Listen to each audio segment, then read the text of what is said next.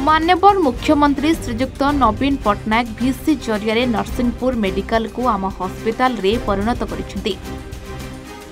Narsinghpur medical पूरा सजै होइथिला रंगीन आलोकरे। हेले दिन केईटा जाइछि कि नहीं देखा मिलुछि अभावनीय घटना। नरसिंहपुर गोष्ठी स्वास्थ्य केन्द्र रे मिलुछि एक्सपायरी मेडिसिन। मेडिकल रे रोगी को एक्सपायरी मेडिसिन देइथिबा रोगी अभियोग आनिछंती। तेबे आज नरसिंहपुर मेडिकल रे निरामय केन्द्र रे फार्मासिस्ट मेडिसिन देवा परे असंतोष देखिछि। तेबे नरसिंहपुर ठेंगापल्ली गाँव कृष्णचंद्र मिश्र नरसिंहपुर मेडिकल रे डाक्तरंक परामर्श परे निरामय केन्द्ररू मागणा मेडिसिन नेतले। हेले सेथिरे एक मेडिसिन रो एक्सपायरी डेट चली जायतला। तेबे साधारण लोकन को सरकारी मेडिकल रे एही भली फुल मेडिसिन देबाकू नै साधारण रे तीव्र असंतोष प्रकाश पाइछि। मो नाटा कृष्णचंद्र मिश्र घर ठेंगापल्ली नरसिंहपुर मेडिकल को मो हाथटा ऑपरेशन होता कहीं पेन हबारू एक्सरे करी डॉक्टर पाखक हाथ देखे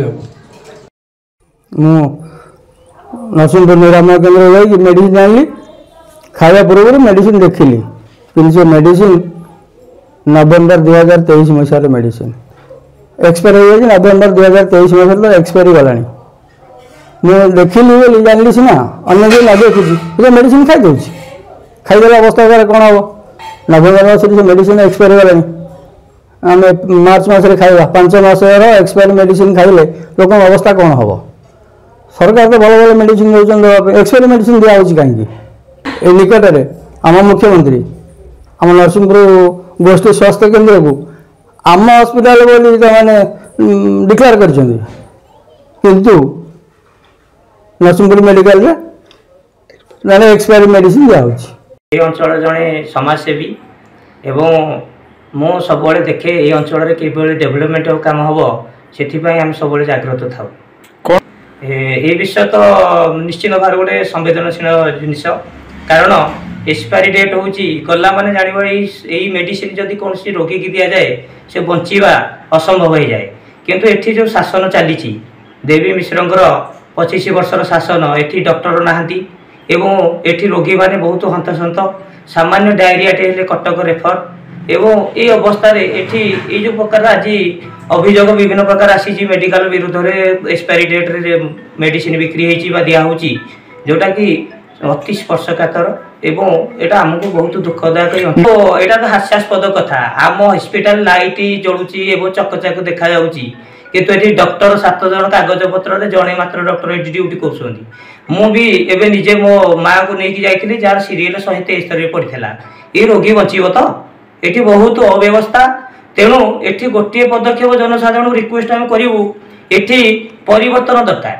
ये जदि नेता परिवर्तन न होवे ताले डॉक्टर एमती डाक्तखाना चलो एमती रोगी हंतसंत हे एमती एक्सपायरी डेट औषध लोक खाई मरवे।